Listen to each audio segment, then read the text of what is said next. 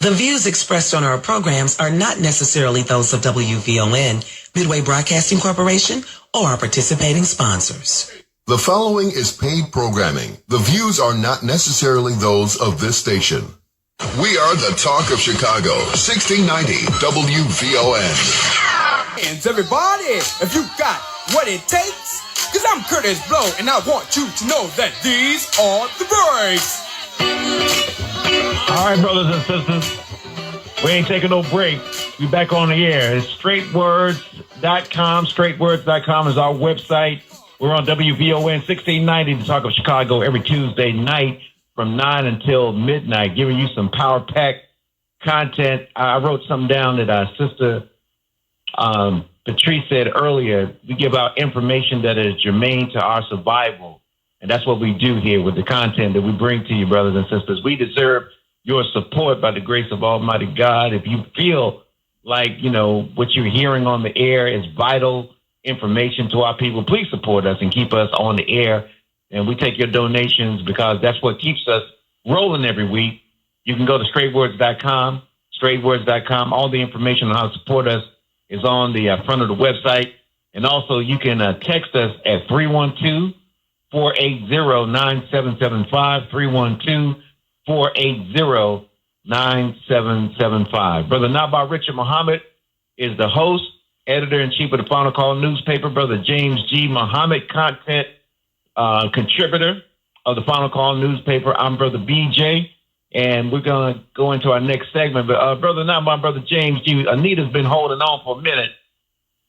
Let's check in with her real quick and see what she's got to contribute to the conversation. Sister Anita, thank you for holding on. Go ahead, talk to us on Straight Words, sister. Assalamu alaikum and good evening, late evening. Basically, we're in between fake religion and no religion. Russia is no religion, supposedly, but they say they do things. And then fake religion is America and Israel. Okay? They say no slavery, but there's constantly slavery here. And then if you break their fake or no religion, then you get into buck breaking with them. You know what that is. Now buck breaking is police killings, jail sentencing, slandering immigrants, saying they're eating animals and, you know, more like savage people. Then they flood immigrants in your neighborhood so you have no familiarity with who's in your neighborhood. And basically, all those people need mental health, the fake and no religion, and they will not accept it because they don't believe in God. Elijah Muhammad was man enough to deal with all of it. And if we keep straying from that, we're going to have a problem. Now, I got a problem with this Russia thing because I want to get a metropolis hospital, Elijah Muhammad, on the south side of Chicago, along with the Michael Jackson Museum and that airport. Okay, so we can get some money on that south side of Chicago. And I need the Middle East to probably help us do, you know, students from over east coming over, working in the hospital and helping us develop that. And if we got to get money and making it where both countries are, or both whoever is contributing is helping, because the mental health cannot be solved in America. We cannot trust their mental institutions and their mental diagnosis because they all have problems with their own racism. And unless we get somebody like Elijah Muhammad who knew how to wash that out of the system and clean you up and make you ready for God again, we're going to have a problem. And now I got a problem. They talking about we can't deal with no foreign entity. And this is why they didn't like Elijah Muhammad, because Elijah Muhammad didn't pollute anything. He didn't bomb anybody. He didn't kill or steal. And he dealt with the Middle East with no problem. But for some reason, the fake and the no religion cannot deal with the Middle East without a problem. Okay? So we got a problem. They're just jealous of black men, period. And black men, if they have to take care of white men, that's what men usually do with women. Women usually let men take care of them, not men. Men should not force other men to take care of them because that's an all-male perspective on something that's a female, male, even in the just natural world. They work together. So that's not going to work just in itself, and I'm not cracking on people that like each other the same sex. I'm just saying the natural world is requiring You know what I'm saying? So we got a problem, and I need that hospital built because Dr. Terry said we have no hospitals that are black anymore. And Elijah Muhammad's hospital needs to deal with the mental health part of people not being in with a slave mind. I can't, it's not enough room on this earth for me and these fake people anymore. I cannot. Yes, ma'am. So something's going to have to happen. It's not enough room on the earth, you understand? That's I think like Elijah Muhammad. There ain't enough room on this earth for me and you, so you got to go. Or get yourself together. Right. We treat you like an animal in a cage. I mean, because they're wild. That's right. Hey, Sister Anita, we thank you for calling in. Thank you so much, brothers and sisters. We're going to move on to our next segment. Very important what's going on with the Elijah McClain case. So, Brother Naba'a, Brother James G., we got our special guest on the line already. Brother, thank you, Brother DJ. You know, man, the Honorable Elijah Muhammad, brothers and sisters, and the Honorable Minister Louis Farrakhan, we want you to really hear us and understand us. When we talk about these two men, it's not personality worship, even though they have beautiful personalities. It is a recognition of their great value to us as a people who keep suffering. And with all due respect, brothers and sisters, I'm just going to say we keep making the same mistake, in my view. And I think it's objectively true. We refuse to recognize the time and what must be done.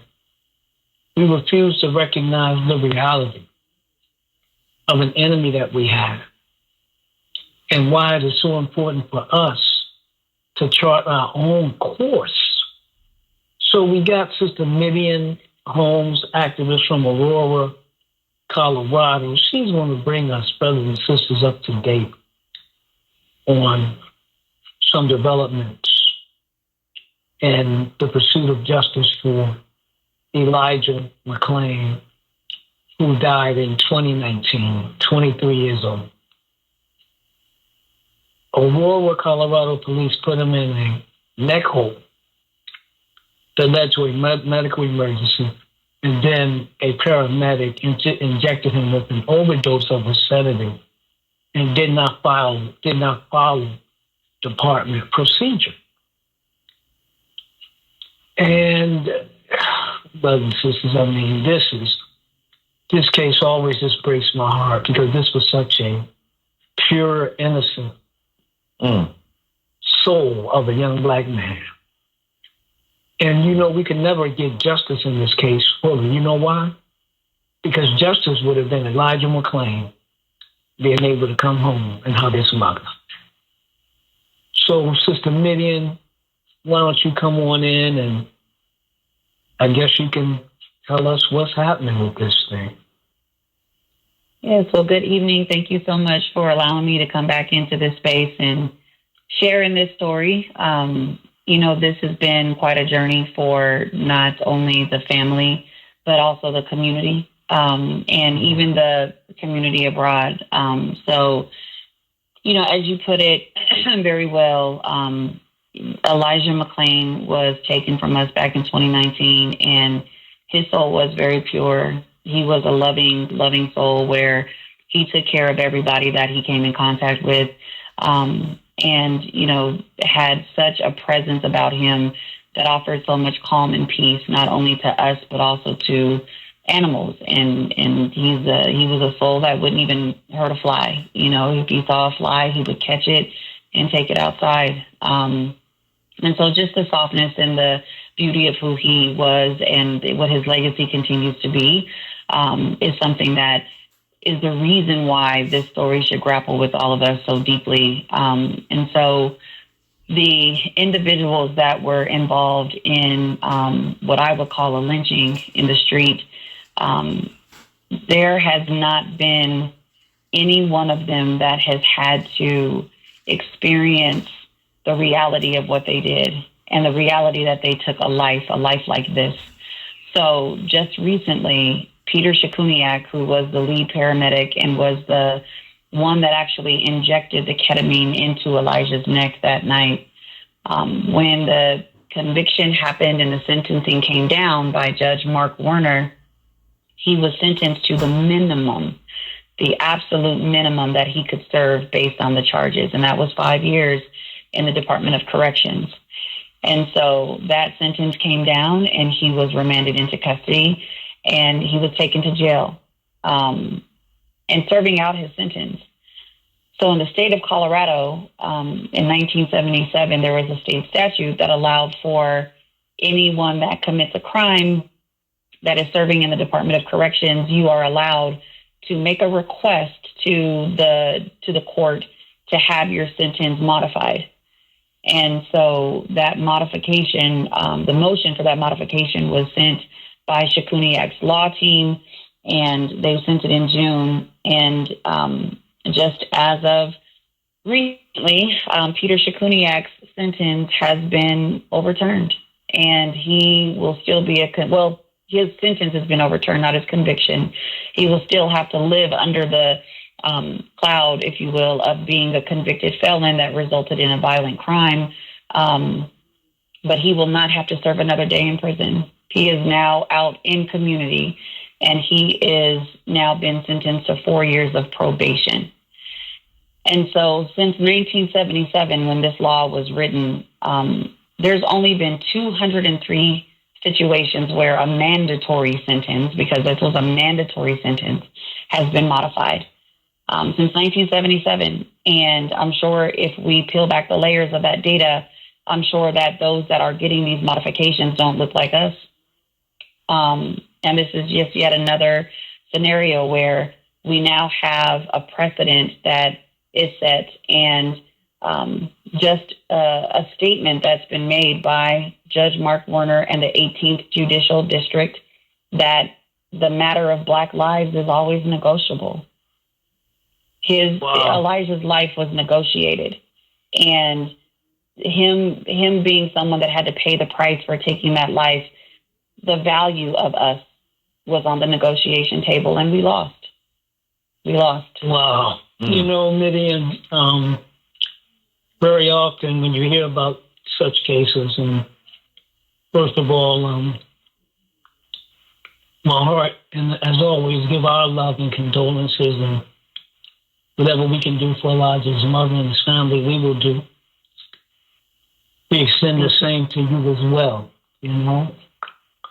But there's oftentimes what is said is that a judge doesn't want to act to nullify a decision by a jury, right? Mm-hmm. But apparently that didn't matter in this case, even though this was the minimum sentence, brothers and sisters, for someone responsible now for the death of another person. I want you to hear me well, okay? Responsible for the death of another person. Cichuniec was convicted of criminally negligent homicide and assault. Mm-hmm. I know you, I don't know, are you stunned by this? How are people reacting? I would say we're broken. This is a moment that was, you know, when we got the conviction, there was for a moment, the conviction and then the sentencing, for a moment, I think the Black community, specifically in Aurora, Colorado, for a moment, we really felt like, okay, we're seen. We are seen, we are valued, we are understood, and we are present. There was the validation of our presence. There was an acknowledgement, it felt like, to our struggle that we continue to stand toe-to-toe with every day.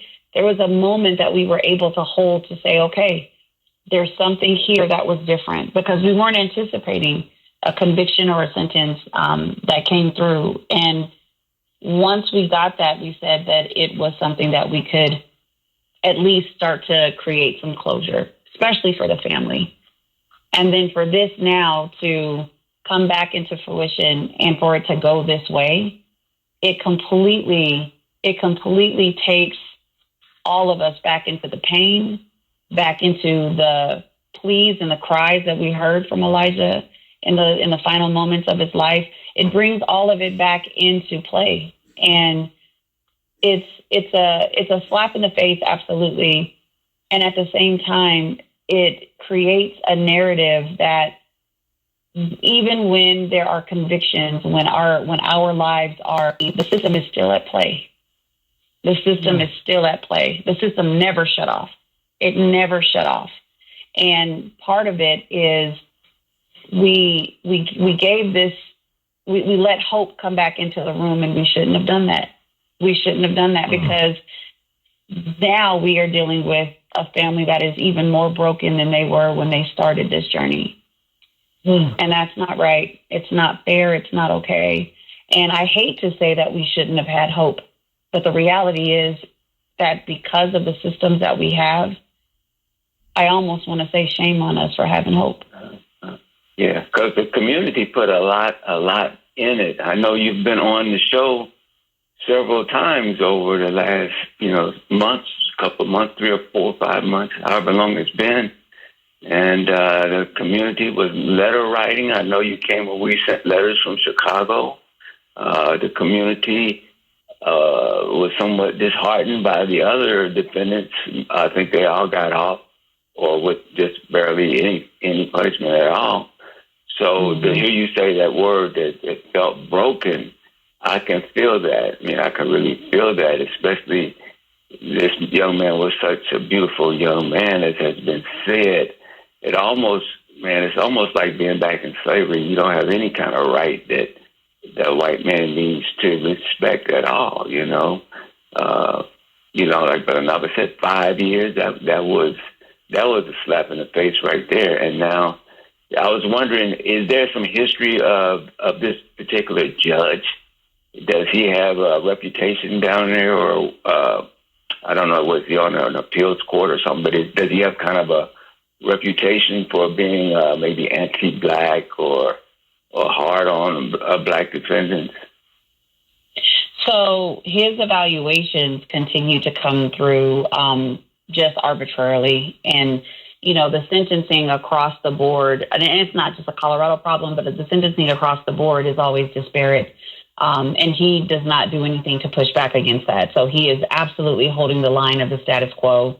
But his reputation preceded him in this case because he's got 20 years he was a police officer for 20 years. And so for that history, for him to have that type of lived experience so ingrained and embedded in his career, his reputation truly preceded him. And that's really incredible. Yeah. So like you said, the community is broken. I don't know, has there been enough time to even kind of get your head around it to kind of, I guess that's the end of the debate as far as this, or is it, as far as this case is concerned, since that he was the final one that had been dealt with. Is this like the end of the line with regard to what can be done with regard to bringing justice to Brother Elijah? Yeah, I think so we're just right here in the reality of it. This fear that has pierced the hearts of so many people. We're just feeling the blow. So, but one thing that we are starting to organize around is making sure if there's any space that we can go into to recall the judge, or to ensure that there is something that we are filing grievance against his own reputation as a judge. We're going to do everything that we can to pursue that piece of it. And then also following the lead of the family. And to be honest, there isn't really much that they really have left to fight. And so just asking if they're okay with us as a community continuing to rise and to go into spaces where we can start kind of becoming a nuisance for this particular judge. And so I think that we'll be able to get the family to agree to that piece of it, and then we'll start to make moves for that. But, by no means, I mean, that can only barely scratched the surface of any type of feeling of, acknowledgement of who Elijah was and the value of who he was. Those are the spaces that we're starting to have conversations around, and then working with lawmakers to see what are the spaces they need to go into to ensure that we don't have this type of thing happen, and working to see if we can set a precedent in that way for the legacy of Elijah, and just doing everything that we can to ensure that we keep that part of his name continuing to thrive. Because the part that really is sad, that really, really gets into my soul, is the fact when our babies read the history of this story, they have to read this part. And that's not okay. That's not okay. Sister Midian, is the judge, is he elected or is he appointed? He was appointed to this position, so we're watching to see if he's looking to do anything to put himself in front of the Judicial Commission to, go to a state of appeal or, go raise his stakes in his career. So that's the part that we're working hard and diligently on, is to see what avenues that we can ensure that we're blocking, and then going back into the space of where he was appointed to see if there can be any kind of recollection of his judgeship because of this particular decision. The Attorney General's office has spoken candidly about their disappointment, and the community is obviously 100% speaking freely about the disappointment and the disdain in this decision. So any of the spaces that we can go into to impact his impact on our community is something that we're going to definitely continue to push forward with. And brothers and sisters, this was the judge in the case itself. This was not like a different judge. It wasn't an appeals judge. It wasn't somebody else. This was the judge that in the courtroom issued the minimum sentence. And now he has come back and rescinded that sentence. It makes me wonder, when he imposed the minimum 5 years after taking the life of this precious 23-year-old, and the immense pain that it inflicted on his family, and the terrible tragedy that it was for our community. And like you said, Brother James, letters coming from literally all over America and even from outside of the country, because we were part of a letter-writing campaign to appeal to this judge, to give them the maximum, and we were hoping that he would get some measure. Again, brothers and sisters, you can never give us justice for Elijah McClain, because you can't bring him back. Right. So you can't He wanted to let him go. He wanted to let him go from Jump Street, man. Yeah, that's how it seems to me. He wanted to let him go. So when this thing came up, which is so rare that prosecutors were against it, Sister, you talked about, I guess, the state attorney general who was against it. But it showed you, Brother James, just what you said, and I thought about the same thing. We talk about the Dred Scott decision, and we say that it was overturned. But remember, brothers and sisters, the minister, the Honorable Minister Louis Farrakhan, has taught us about basically how beliefs become codified into law, right? Yeah. So this law that a black man has no rights that a white man is bound to respect. This was the Dred Scott decision, major decision that impacted us for years, was supposedly overturned by the 13th and 14th Amendments, right, to the Constitution. But we see that while it may have been overturned by a matter of legal statute, it has not been overturned in the hearts and minds of white people with power. Right. Mm-hmm. It still exists. And so for I really feel for the family, but I'm going to say this, and this is not a pipe dream, brothers and sisters. Because I'm telling you, if you believe in justice in the universe, If you believe in karma, if you believe in the Bible, which says that those who live by the sword shall die by the sword, if you just believe and feel like in your soul what your grandma told you, boy, don't be doing evil to people. You're just going to bring it back on yourself. Mm-hmm. But the Honorable Elijah Muhammad, and I'm telling you, brothers and sisters, I'm not, let me calm down. Because I'm not trying to berate anybody, brothers and sisters. I'm not. I'm not trying to throw off on somebody.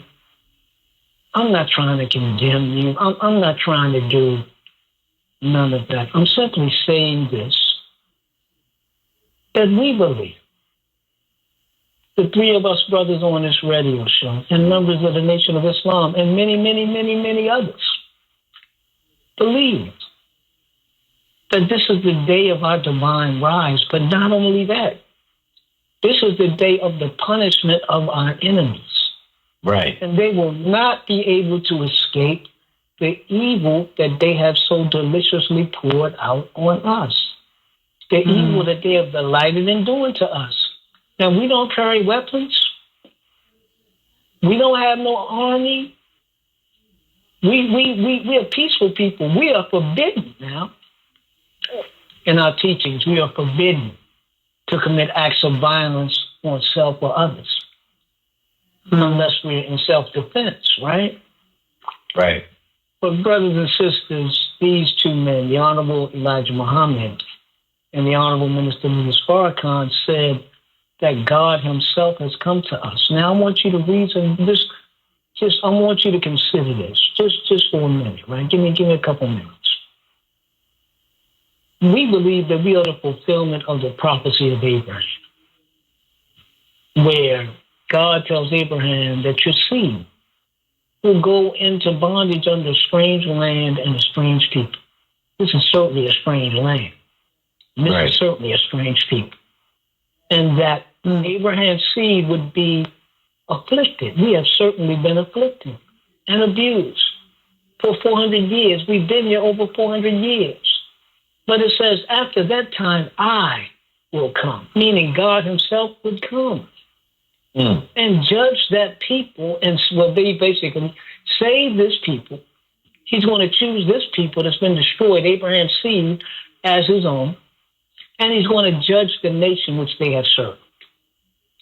I just got to say, brothers and sisters, and I don't mean to be disrespectful to anything that anybody believes, but I'm just going to say, speaking for me, I don't need a God that's not interested in the affairs of black people.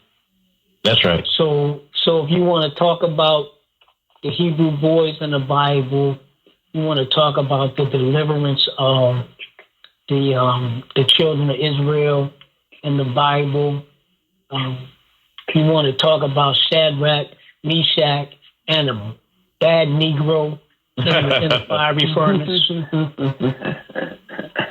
You can choose any of them that you want, brothers and sisters. But I've been in this 37 years now, the majority of my life.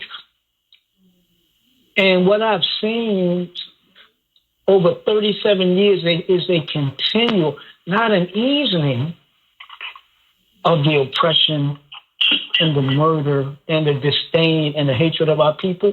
It hasn't lessened, brothers and sisters. It's increased. Especially today. Yeah. So the Honorable Elijah Muhammad talked about the wilderness of North America, and he said to the white man, if you say that we were savage, right, and we lived in a savage, well, not if you say that we were savage. I'm sorry, that's not what he said. That's not what he said. But he essentially said, basically, if you say we lived among wild beasts in Africa, right? He said we were basically better off among them than we are among white people in America. So he called, the Honorable Elijah Muhammad called America the wilderness and called this a savage, uncivilized place. So I'm saying to you, brothers and sisters, so when you hear today white people talking about they can't have babies, that's one of the punishments of God. that you're going to be bearing. When you see them now turning on one another, right? Fighting one another. They don't even know if their government. Look, they tried to overthrow the government January 6th. Do you realize that? Not black people. Not black people, white people. Now they're trying to rewrite it like it never, well, it wasn't really that. They're liars, man. Right. They're liars. And now these people that are legitimate traitors to the government of America, you got people calling them heroes. And many of these people, brothers and sisters, that did that insurrection at the incitement of Donald Trump, who said, if you don't fight for a country, you won't have one. Don't look. You better go back and look at what he said that day. Don't let people fool you and they get on TV talking about when he told them go peacefully. Yeah, that ain't what he said. That ain't what he said. He said you go fight or you're not going to have a country and I'll meet you at the Capitol. And then as this thing was going on for hours, fighting, quote unquote police officers, right? People are erecting gallows and chanting, hang Mike Pence, the vice president of the United States of America. You know, you had people that died, law enforcement, in relationship to this thing. You had a white woman that was trying to basically kick the doors in and get into the House chamber that was shot to death. She's an insurrectionist, but she's being called a hero. So, Brother Naba'a, what are you saying? End of the day, brothers, I'm saying consider the time and consider the time and look at the signs of a nation that is unraveling before your eyes. That's right. So they're going to pay a price for what they've done for Elijah's death. And Brother Naba'a, he ain't going to do it. Brother BJ ain't going to do it. Brother James ain't going to do it. But God himself is going to do it. And you might find them doing it to one another. I was going to come behind you, Brother Naba'a, and say, the scripture says, as it was in the day of Noah and Lot, so shall it be at the coming of the Son of Man. God's pattern has not changed, brothers and sisters. So I don't know why we think that we immune from the pattern of God, of what he's done in the history of being on the side of the oppressed. God is present. See, we believe that God is present and we have been visited by him. That's why we talk like this, because we know something. Yeah. And we are sure of it. And we are sure of it. So it's that go ahead, brother. Is that a lot of us, we say we have faith and believe in God, but we really have faith and believe in the devil because that's who we depend on to supply all of our needs. And so when a man like Honorable Elijah Muhammad said, separate and do for self, number one, that's so strange because coming out of slavery, I mean, we absolutely did know how to do for self coming out of slavery.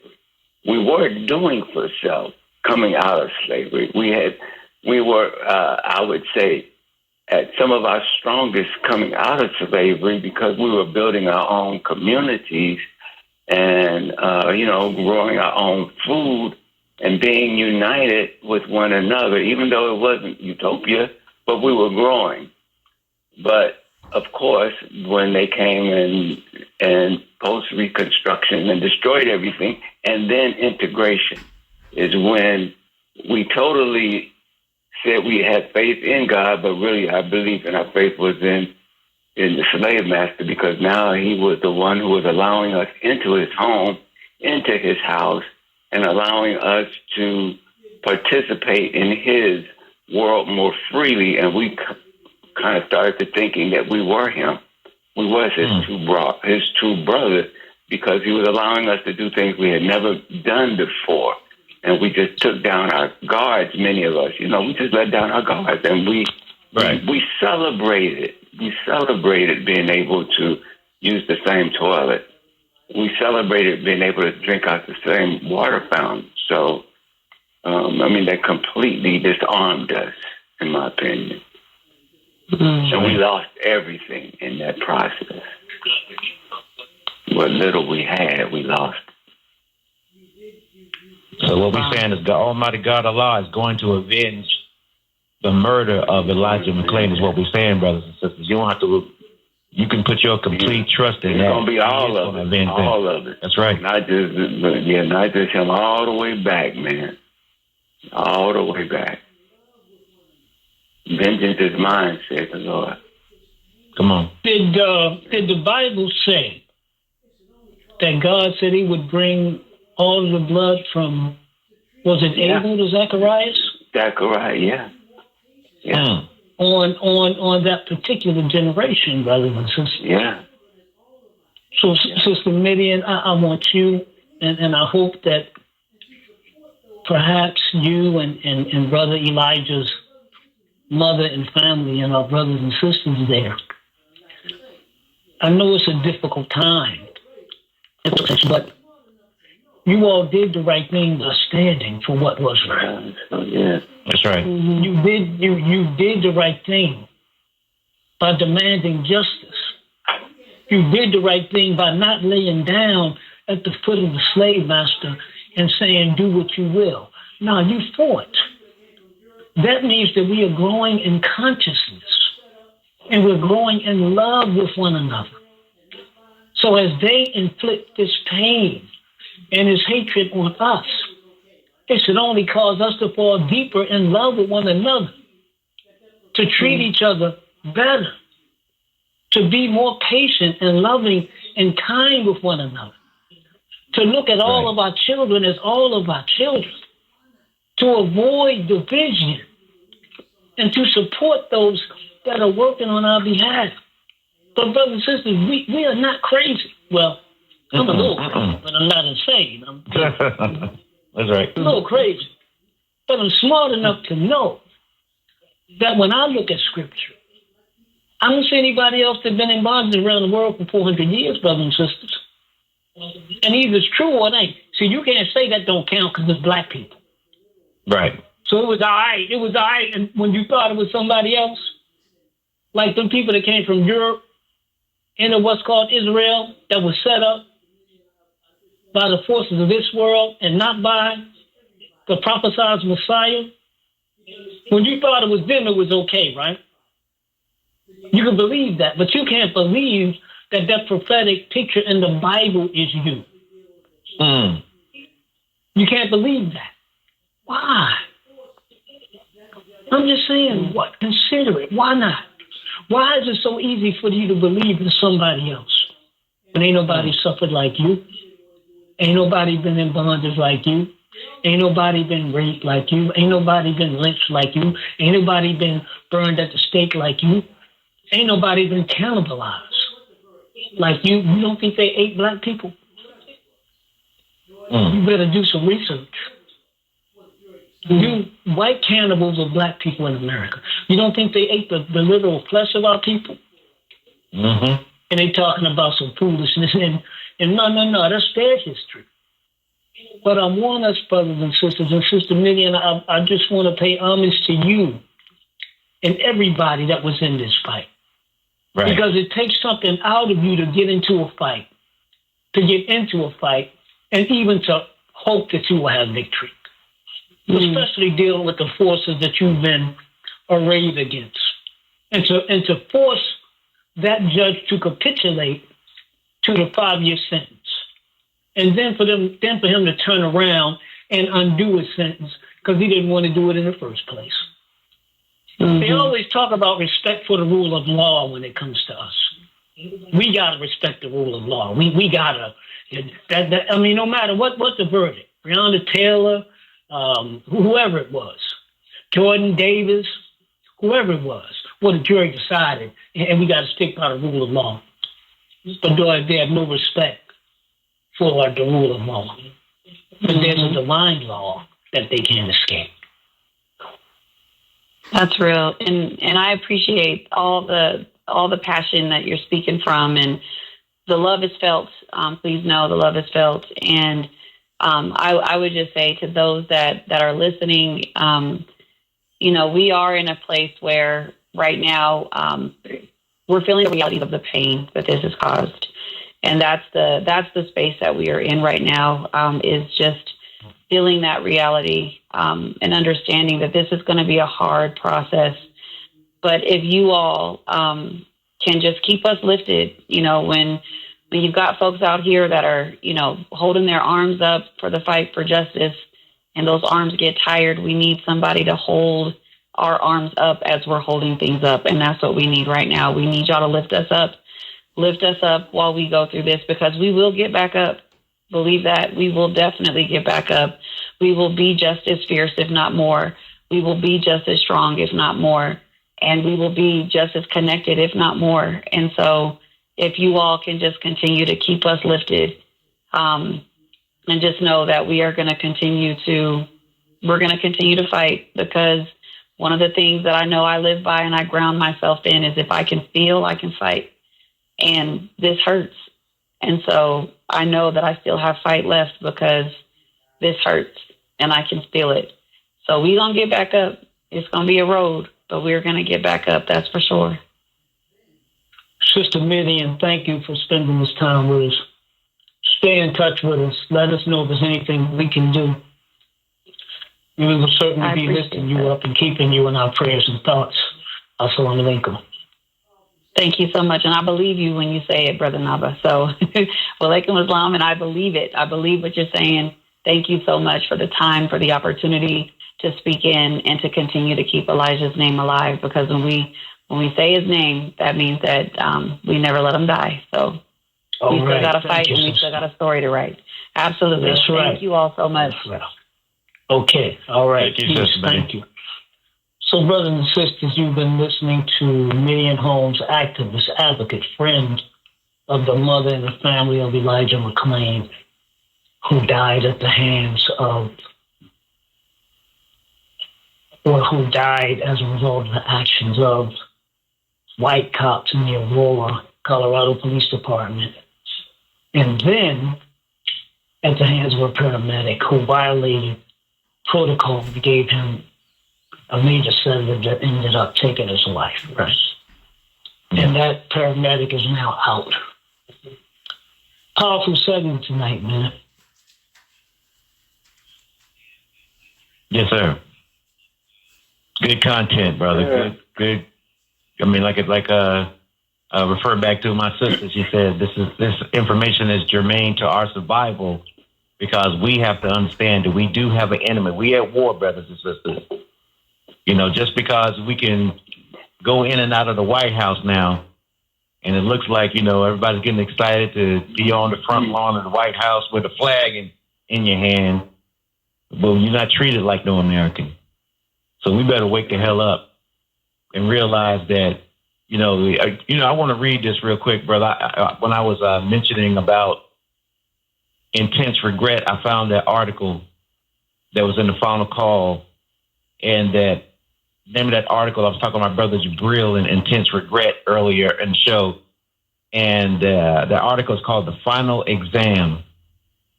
This is in the Farrakhan the Traveler article by brother Jabril, rest in peace.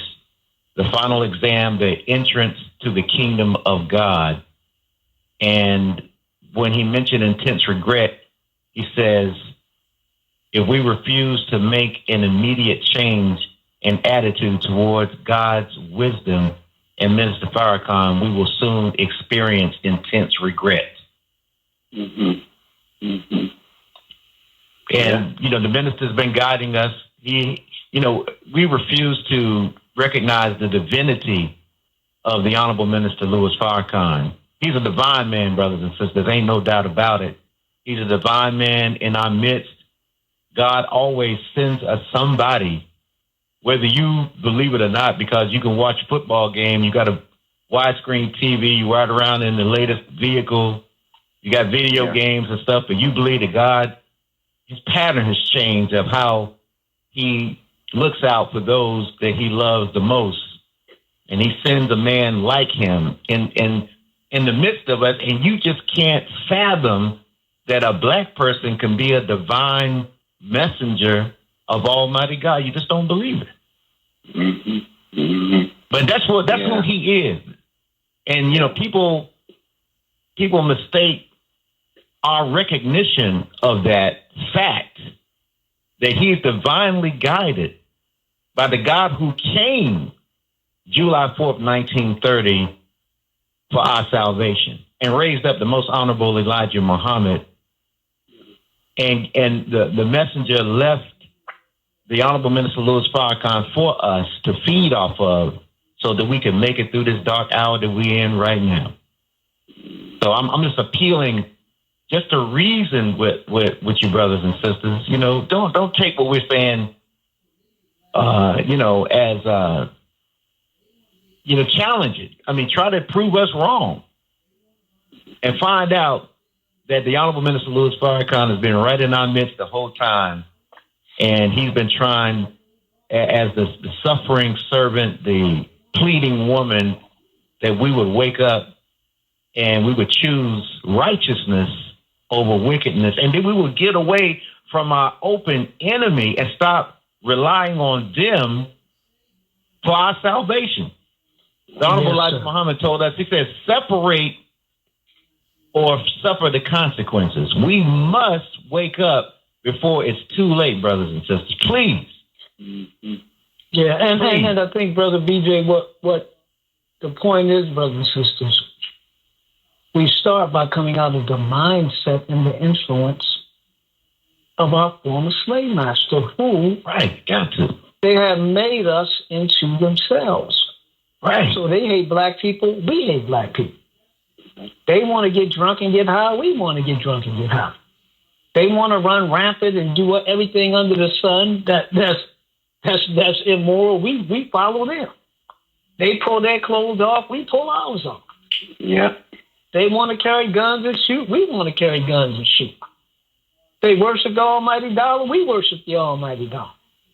They're devoid of spiritual values, we follow them, we're devoid of spiritual values.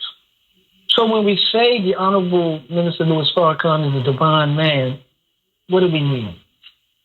We're not saying worship him, brothers and sisters. Right. You understand that? What we're saying is, and we talked about this earlier, we believe that we are the people that fulfill Abraham's seed prophecy. 400 years in slavery, under strange land, strange people. After that time, God himself says, I will come, deliver that people, and judge the nation that they are serving.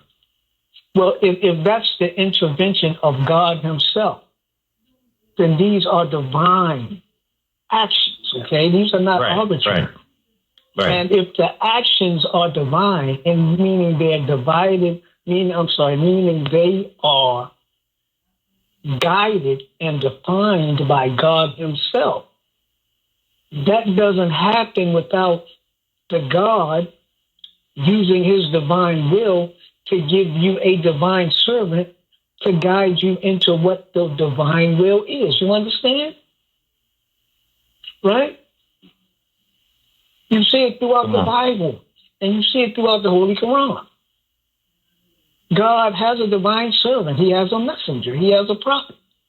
Even though the Honorable Elijah Muhammad said we're not in the days of prophet anymore. We're in the days of God himself. So my point is, if we are a people with a destiny that is divine, you don't get there without a divine servant. And I'm saying, you don't need to look back 2,000 years ago, brothers and sisters. So that's our problem. We've been taught to look back when we should be looking on the contemporary scene. The contemporary scene. Not 1,400 years ago, not 2,000 years ago, not 6,000 years ago. We should be looking right now trying to see where we are. And remember, everything we were taught by our slave master.